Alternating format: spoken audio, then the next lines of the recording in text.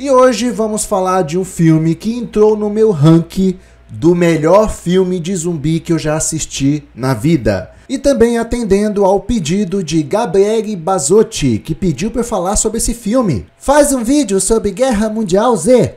Adorei o vídeo sobre Madrugada dos Mortos. Não que a Gabriele fale assim, eu só falei assim para diferenciar a minha voz da dela. Guerra Mundial Z, de 2013. Então me acompanha que hoje vamos falar curiosidades, lições do filme e, claro, no final, como de costume, eu faço a minha opinião. Resumo da história. Brad Pitt interpreta Jerry Lane, um ex-investigador da ONU que precisa sair da aposentadoria para investigar e tentar conter uma pandemia zumbi global que se espalha em questão de dias. Enquanto o mundo entra em colapso, ele viaja por vários países tentando descobrir a origem e, quem sabe, a cura do surto, enquanto protege sua família e escapa dos mortos-vivos mais ágeis e agressivos do cinema. E eu amo essa parte, já já eu falo sobre isso. Agora vamos aos possíveis pontos fracos e fortes do filme, segundo alguns críticos. Começando pelos pontos fortes.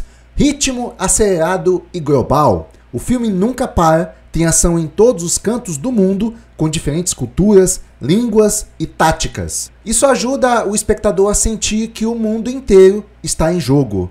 E realmente eu gosto muito disso, tá todo mundo envolvido. Outro ponto forte seria zumbis com comportamento inovador. Eles não são lerdos e podres como os tradicionais. Aqui os zumbis são rápidos, agressivos e agem como enxames. Um elemento que gera cenas visualmente chocantes, como a cena da pirâmide humana em Jerusalém. Muito massa, inclusive está no trailer do filme, que me chamou muito a atenção. E realmente a tendência dos zumbis daqui para frente, ou melhor, já faz um tempo, especificamente desde o filme Madrugada dos Mortos, a tendência dos zumbis é correr. Meu amigo, depois que eu assisti Madrugada dos Mortos e vi os zumbis correndo pela primeira vez, eu me emocionei. Sabe? Foi muito lindo. É porque eu estava acostumado com zumbis dos anos 80, na época lá do clipe do Michael Jackson, Thriller. Os zumbis são lentos, vagarosos, e eu não vejo eles como ameaça.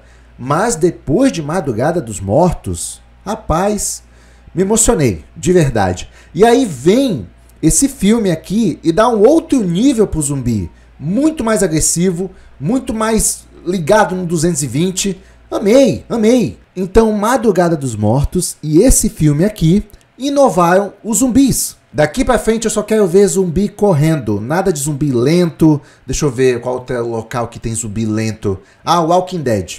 Walking Dead me enganaram. Os zumbis no primeiro episódio correm, mas nos episódios seguintes os zumbis desaprenderam a correr. Não entendi. E é por isso que Walking Dead perdeu a graça com o tempo. Mas já já eu falo sobre esta imundície. Outro possível ponto forte do filme é o Brad Pitt como herói humano. Ele não é super soldado, é um pai de família com inteligência, coragem e muita cautela. Isso dá veracidade à tensão. E agora vamos aos possíveis pontos fracos do filme, segundo a crítica. Adaptação quase sem ligação com o livro. O filme usa apenas o nome do livro de Max Brooks. O livro é um relato de sobreviventes anos após o apocalipse, enquanto o filme é uma missão de herói no meio de caos. Para quem lê o livro, o filme ignorou completamente a proposta original. Digamos que eu não vejo problema nisso, até porque ele se inspirou no livro, no nome. E realmente o nome do filme, Guerra Mundial Z, para mim não entrega nada referente a zumbi, sabe? Eu achei estranho quando eu vi o trailer desse filme pela primeira vez, Guerra Mundial Z. Eu achei até que fosse alguma coisa relacionada a Dragon Ball Z. Não sei porquê. Lógico, por causa do Z no final, né? Outro possível ponto negativo a respeito do filme é a explicação da cura pode parecer forçada. A ideia de se infectar com uma doença para não ser atacado é criativa, mas exige bastante suspensão de descrença, especialmente no terceiro ato. Cara, quem não concorda com isso aí? Eu acho que todo mundo, né? Eu acho que todo mundo concorda com isso. O cara, no final, resolve testar uma vacina experimental ao vivo ali. Sabe, dane-se minha vida, eu vou experimentar essa vacina aqui. Pá! E aplica Tudo bem que ele estava encurralado ali, ele não tinha para onde fugir, mas sei lá, eu teria pensado um pouco mais. Mas o miserável do protagonista é uma frieza que ele não pensa não, ele só vai. Como é que eu posso dizer? Ele é calmo na maior parte do filme, mas ele é impulsivo em alguns momentos. Então, realmente, essa parte dá uma raivinha. Dá uma raivinha. E a sorte dele é que a vacina funcionou. Mas antes dele aplicar a vacina, você pensa só uma coisa. Não, você é burro. Funciona, dá uma raivinha, mas você pensa, tá bom, vida que segue, bora, continua o filme. E ainda bem que é no final. Isso aí. Outro ponto negativo seria final corrido e regravado. O terceiro ato original foi totalmente regravado porque o estúdio não gostou, por isso o final parece mais contido e menos épico do que o restante do filme. Isso eu também tenho que concordar, o filme apresentou muitas cenas épicas desde o começo do filme, também teve na cidade de Jerusalém, na parte do avião, e aí chega no final uma brincadeira de pique-esconde no laboratório. Me decepcionei também. E agora vamos às curiosidades do filme, que a propósito a primeira curiosidade foi justamente o que eu acabei de falar. Final original foi totalmente descartado. O filme deveria terminar com uma batalha brutal na Rússia, onde Jerry se tornava um guerreiro frio e implacável. Mas o estúdio achou o final confuso e mandou refilmar o terceiro ato inteiro, optando por uma resolução mais emocional e estratégica no laboratório da OMS. As cenas foram gravadas em 5 países. Apesar da trama correr por Coreia, Israel, País de Gales e Estados Unidos, as filmagens aconteceram em países como Malta, Reino Unido, Escócia, Hungria e, claro, o próprio Estados Unidos. Algumas cidades foram transformadas digitalmente com CGI para parecerem locais reais do roteiro. O orçamento explodiu para mais de 190 milhões de dólares. No começo, o plano era gastar ali 125 milhões de dólares, mas teve diversos atrasos, reescritas e refilmagens, e aí saltou para 200 milhões de dólares. Mesmo assim, faturou mais de 540 milhões de dólares no mundo todo. Só que, quando eles foram gastando o orçamento, elevando o orçamento para fazer o filme, eles tomaram um susto. Deu dor de cabeça sim, mas pelo menos compensou o resultado. A cena do avião foi adicionada depois. A famosa sequência em que zumbis invadem o avião não existia no roteiro original. Ela foi adicionada como a narrativa de dar mais ação antes do final. Curiosamente, ela também atrapalha um pouco a lógica da cronologia, mas virou uma das cenas mais memoráveis do filme. A teoria da camuflagem viral foi criticada por cientistas. A ideia de se infectar com uma doença grave para escapar dos zumbis foi vista como inovadora, mas altamente irrealista. Ainda assim, é uma solução criativa que destaca a inteligência do protagonista. Olha, mas eu não aceito muito bem essa atitude dele como algo inteligente. Tudo bem que ele estava encurralado, mas eu tentaria, pelo menos, buscar outras alternativas, ao invés de ter a frieza que ele fez ali. O que faz a gente engolir um pouco essa ideia é que ele estava encurralado. É só isso. Se não fosse por isso, Os zumbis foram coreografados por dançarinos. Para criar movimentos rápidos, coordenados e desumanos, o diretor contratou bailarinos e artistas de movimento corporal, em vez de apenas figurantes.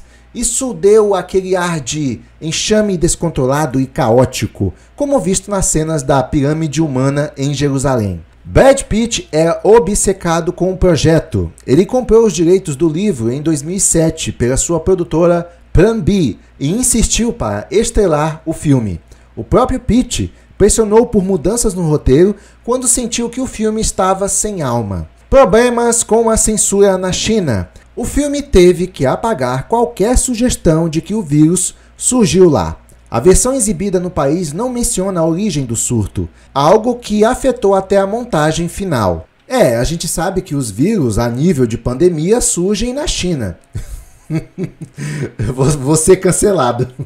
Calma, gente. Eu não sei muito da cultura chinesa, sou ignorante nessa questão, mas a única coisa que eu sei da China é que realmente há uma grande população lá.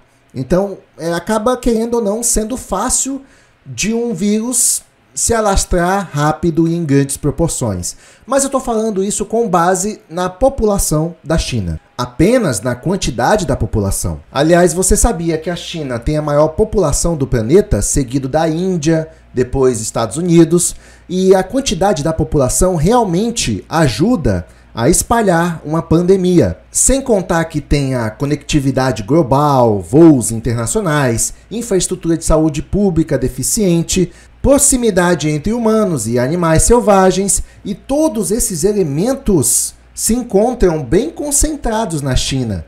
Então, você acusar a China de ter espalhado uma pandemia não é à toa. Ela tem toda a ambientação que facilita isso. Mas é só uma observação que eu estou falando aqui, tá? É a minha opinião, mas resumindo, surgiu um vírus lá, lascou, vai espalhar facilmente. Isso não deixa de ser verdade, a verdade é essa, uai. Então o filme fazer essa menção, ele não estaria errado, pelo contrário, faria bastante sentido. A outra curiosidade é que uma sequência quase aconteceu. Oh, minha nossa, que pena que não aconteceu. Você lembra que eu citei lá que o orçamento estourou um pouco além da conta? Pois é. O estúdio que poderia ter sido responsável por isso foi a Paramount. Só que a Paramount mandou cancelar o projeto, porque estava com medo justamente dessa situação, do orçamento passar o que foi planejado, assim como aconteceu nesse filme. E eles também estavam com receio que o pessoal estava desgastado de filme de zumbi. Eu não desgasto nunca, eu sou super fã de zumbi, e eu acho que foi um vacilo da Paramount não lançar a sequência, sendo que o filme ele fez um sucesso relativo e se tornou memorável. E aí quando você lança uma continuação, ela tende a ter mais recepção pelo público do que o primeiro filme. Mas eu confesso que a Paramount não está totalmente errada no medo dela. Só estou dizendo que o risco eu acho que valeria a pena. E agora vamos às lições do filme. Inteligência salva mais do que força. O protagonista, Jerry Lane, não é um super-herói. Ele usa a observação lógica e análise comportamental para entender como o vírus funciona, e isso salva o mundo. Lição: em momentos de caos, manter a calma e pensar estrategicamente vale mais do que agir por impulso. Olha, não é querendo me gabar não, mas eu sou bem assim, tá? Antes de correr por qualquer coisa, eu analiso a situação para ver o que está acontecendo. Como, por exemplo, a última vez que eu corri perigo foi quando um cachorro enorme correu na minha direção, me estranhando e querendo me atacar. Eu simplesmente fiquei parado, imóvel, e no momento em que ele ia pular em cima de mim, eu levantei o dedo e gritei, "Ha!" Não, na verdade foi, "Ei!" Traduzindo, seria como se eu dissesse, "Vem!" Mas por que eu fiz isso? Por que eu fiquei parado enquanto um cachorro enorme ia pular em cima de mim? Muito simples, eu não corro mais que um cachorro. O cachorro ele corre 4 vezes mais que um ser humano. Não adianta você correr. Segundo, os animais sentem o medo. Quando você dá um passo para trás, você já está dizendo que é um cagão e ele vai avançar mesmo. Bom, eu não fiz isso à toa, tá? Eu conheço um pouco do comportamento canino. Mas em outras situações eu também sou assim. Acontece alguma coisa, eu vejo as pessoas correndo imediatamente, mas sem analisar a situação. Geralmente eu não faço isso. É uma coisa de mim mesmo, desde criança eu não consigo correr sem motivação, sem analisar a situação primeiro. Mas eu tô falando isso mais é porque manter a calma realmente pode salvar a sua vida. Ah sim, esqueci de falar, no momento que eu levantei o dedo e gritei, "Hey!", o cachorro parou na hora, ficou sentadinho na minha frente e deixou eu passar. É um cachorro preto, grande, bonitão, imponente, dava medo mesmo, mas certas situações não tem o que fazer, eu ia enfrentar ele se tivesse que enfrentar. A outra lição é que nenhum país está isolado de uma crise global. O vírus se espalha pelo planeta em questão de dias, ignorando fronteiras, exércitos e muros. Lição: vivemos em um mundo interconectado e os problemas globais exigem cooperação internacional, não isolamento. A resposta pode estar nos detalhes mais sutis. Jerry descobre a chave da sobrevivência observando que os zumbis ignoram os doentes e fracos. Enquanto os governos tentam soluções grandiosas, ele presta atenção no que os outros desprezam. Às vezes, a resposta certa está diante de todos, mas só os atentos enxergam. Vulnerabilidade pode ser uma arma poderosa. A solução do filme é contra-intuitiva. Para não ser atacado, você precisa parecer indefeso.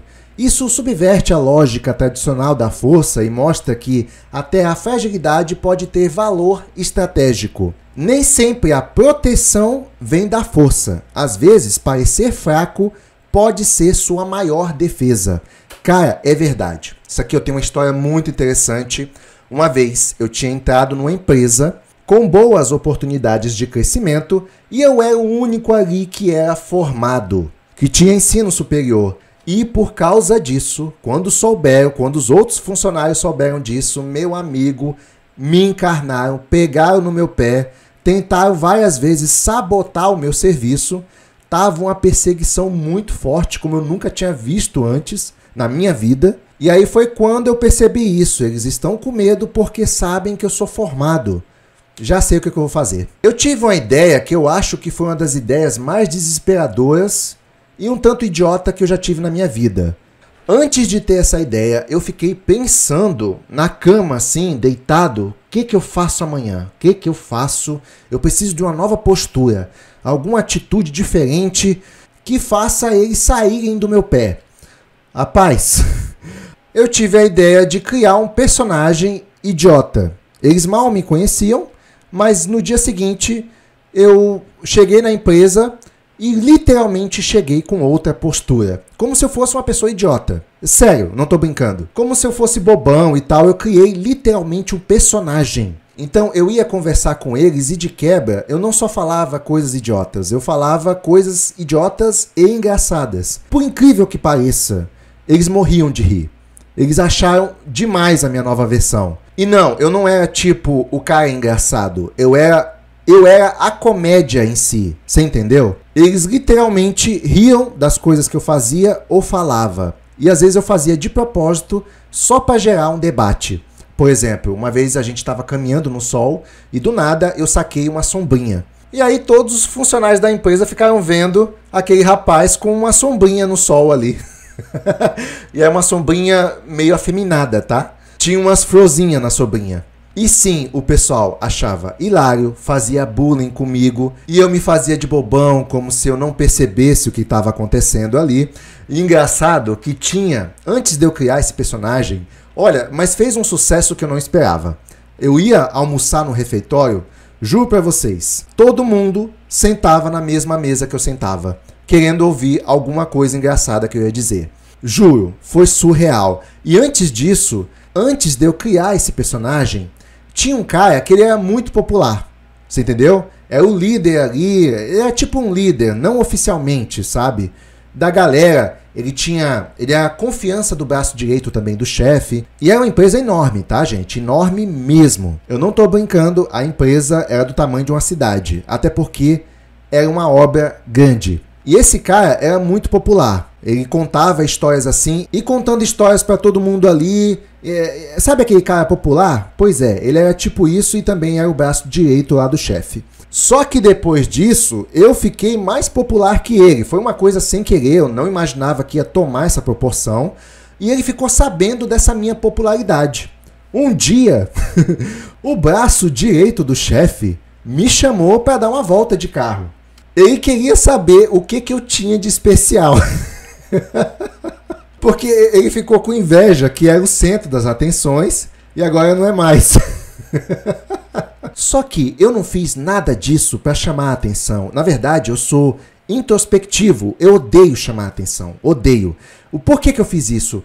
Para que eles parassem de pegar no meu pé. Se eles acreditassem que eu fosse bobão, sabe, um cara meio idiota, eles não iam me ver como uma ameaça.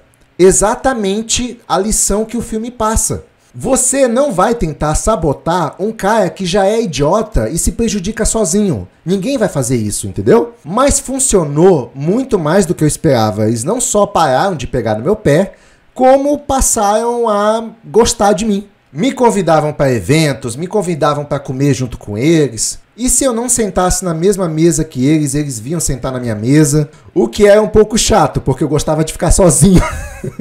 Mas eu achei engraçado que aquele rapaz, quando me chamou para dar uma volta com ele de carro, enquanto a gente estava lá no carro, ele começou a puxar uns assuntos. Eu só fiquei calado, tentando entender o que ele queria. E aí teve um momento que ele falou, olha, Eu vi que você é bem popular aí com o pessoal, eles riem bastante, mas eu preciso te falar que eles estão rindo de você. Ele tentou me alertar disso, mas eu já sabia, lógico. Eu já sabia que eles me achavam bobão e tal. Essa foi a intenção desde o começo. Mas olha, funcionou muito bem. E por causa disso eu tive paz para trabalhar e poder fazer o meu trabalho direito sem ser interrompido. E graças a isso teve uma situação lá que eu fiz uma tarefa e eu fiz muito bem. E aí eu fui chamado na coordenação, pegaram a tarefa que eu fiz, que foi um e-mail lá que eu passei, e pegaram esse e-mail e usaram como modelo, ensinando toda a equipe a fazer igual. Aí o pessoal nesse momento olhou para mim, peraí, esse cara não é tão bobão quanto parece. Rapaz, nessa hora eu fiquei um pouco com medo porque o meu disfarce estava caindo. Só que o melhor estava por vir. Graças a esse e-mail, eu fui tão reconhecido que fui promovido e fui para um setor melhor. Olha como Deus é bom. Bem na hora que meu disfarce caiu, eu fui promovido e fui para um setor melhor. Rapaz, já pensou? E tudo isso porque eu fingi ser fraco. Olha, essa foi a ideia mais ousada que eu já tive no âmbito corporativo. Eu não estou recomendando você fazer o mesmo, até porque eu acho ousado, mas dependendo da situação pode funcionar sim. E a propósito, é isso o que o filme ensina. Os zumbis não tinham interesses naqueles que já estavam fracos. Desculpa a história um pouco longa, eu achei que poderia ser interessante contar ela aqui, mas vamos continuar para as lições. A outra lição é: quem reage rápido sobrevive. O filme mostra que a demora na resposta inicial ao vírus contribui para o colapso. Países que ignoram os sinais ou agem tarde demais pagam o preço. A lição é que, em crise, agir com rapidez e flexibilidade pode salvar vidas e evitar catástrofes.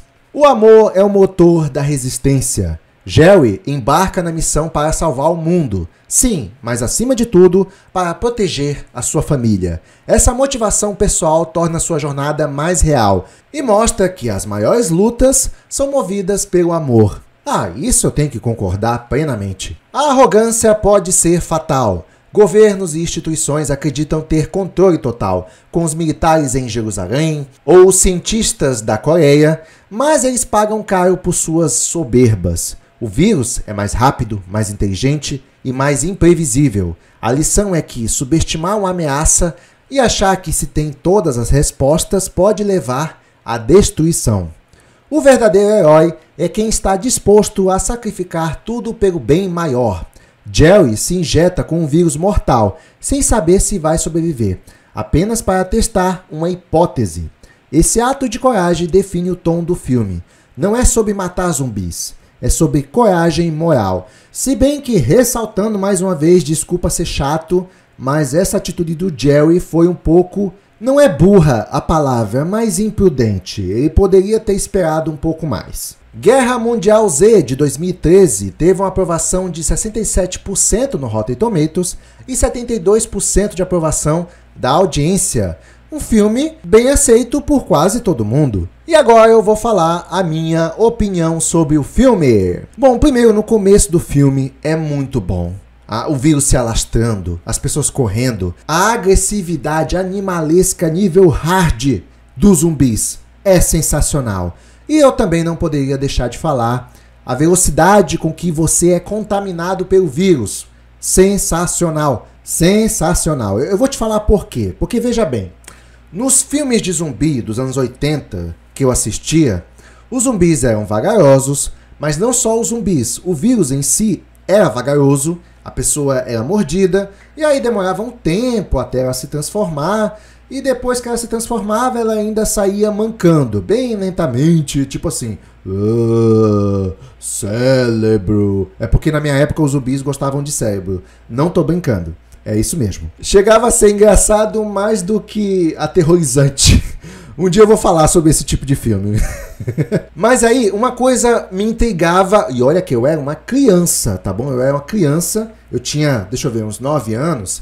Eu achava massa, tá? Os zumbis dos anos 80. Achava massa, mas hoje em dia ficou no passado porque eu não quero saber de zumbi vagaroso, não. Eu quero saber de zumbi atleta que sai correndo e tal. Mas a parte que me intrigava é como é que um vírus tão lento e os zumbis também tão lento conseguiam domar uma cidade inteira. Entende? Tudo bem que as suas vítimas eles pegavam na surtina, no susto, chegava assim por trás de uma porta, a pessoa estava desprevenida, não sabia que o vírus estava acontecendo, e aí era pega e essas coisas contribuíam. Mas, poxa, todo mundo foi pego assim na cidade? Não é possível. As notícias costumam ser mais rápidas do que aqueles zumbis lá dos anos 80, pô. Então, eu era criança e eu pensava assim, cara, eu nunca ia ser pego por esses bichos aí. Pode vir uma horda de 10, 20... E na época, eu lembro que a gente ia pro colégio e zombava disso, tá? Se aparecesse uma horda de 10 zumbis, o que você ia fazer? Não, eu só ia passar, desviando assim, opa, licença, essa mão, tira essa mão. Só isso, sabe? Não tem, eles não eram uma ameaça, não eram. E aí, quando veio Madrugada dos Mortos, pela primeira vez ali, eu termino a base e eu, rapaz, os caras correm. Não acredito. Não, sem brincadeira, eu saí emocionado do cinema. Falando nisso, eu já falei, Madrugada dos Mortos foi o primeiro filme que eu assisti no cinema e também já fiz um vídeo sobre esse canal, ou melhor, sobre o Madrugada dos Mortos. Assiste lá, não deixe de conferir. Então, só voltando ao raciocínio, eu tô falando tudo isso porque a velocidade dos zumbis, a velocidade dos vírus com que ele se espalha, que são 10 segundos só, né, pra pessoa se infectar totalmente, é essencial para que não só a cidade inteira seja tomada, mas o planeta todo. Entendeu? Ou seja, a melhor chance que os zumbis têm de domar uma cidade inteira é de uma forma que o vírus se espalhe rápido. E é exatamente como acontece nesse filme. Só que esse filme, ele eleva a um nível sem chance, sabe, de sobrevivência. Ou chance quase nula, porque realmente é muito rápido. Mas com certeza, nesse aspecto, o filme convence na eficiência do vírus. Com certeza. Porque a velocidade com que o vírus se espalha, não tem como o governo agir. Ou se ele agir, mesmo que seja rápido, não é mais rápido que o vírus. Você entendeu? Então faz todo sentido nesse filme aqui. E não só no filme, né? O filme mostra que é assim que um vírus tomaria o controle de tudo. E se a gente jogar para a vida real, faz sentido. É um pouco exagerado o vírus? É, mas eu gosto dessa ameaça exagerada, eu gosto. E uma outra coisa que eu preciso ressaltar aqui é que dificilmente também apareceria um vírus com essa eficiência toda. Um vírus que fizesse a gente ficar agressivo e ao mesmo tempo ansioso por carne humana. É bem difícil disso acontecer. Esse vírus teria que ter componentes específicos, a natureza não seria capaz de produzir isso. Já vi um documentário falando na possibilidade de ter um vírus zumbi, mas essa possibilidade é muito difícil de acontecer, muito mesmo. O mais próximo que temos disso é um fungo chamado Cordyceps, que ele infecta formigas e reproduz dentro da formiga e consegue controlar o sistema nervoso da formiga, fazendo com que ela se movimente na direção que ele quer. É como se ele usasse a formiga como um micro-ônibus. Mas isso é o mais próximo que temos, e inclusive já fizeram um jogo de zumbi baseado e inspirado nesse fungo, que é o jogo The Last of Us, dizem que é muito bom, e aí fizeram uma continuação que se chama The Lacre of Us, porque a continuação é lacradora.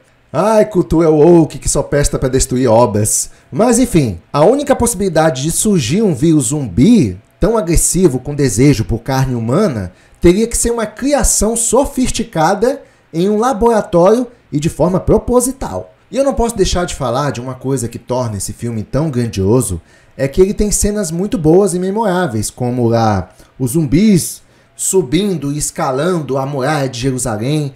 É bacana, mas é viajado na maionese. Eita! Desculpa aí, mas eu vou ter que falar. É fisicamente impossível, tá? Os zumbis formarem, escalarem em cima do outro ali, até subirem uma muralha que deve ter ali uma altura de 15 a 20 metros. Eu tentei aceitar essa cena, juro que eu tentei, mas não tem como, gente, não tem como. Porque, primeiro, os zumbis teriam que ter uma colaboração voluntária. Vamos formar uma escada humana, gente. Vamos lá, tipo isso. Como eles são desordenados, não teria como eles terem feito aquilo, sabe? Ah, mas eles sobem de forma violenta, um em cima do outro. Beleza, mas ainda tem um segundo ponto. Os zumbis que estavam embaixo seriam totalmente esmagados. O corpo humano não tem resistência para aguentar tanta gente em cima de você.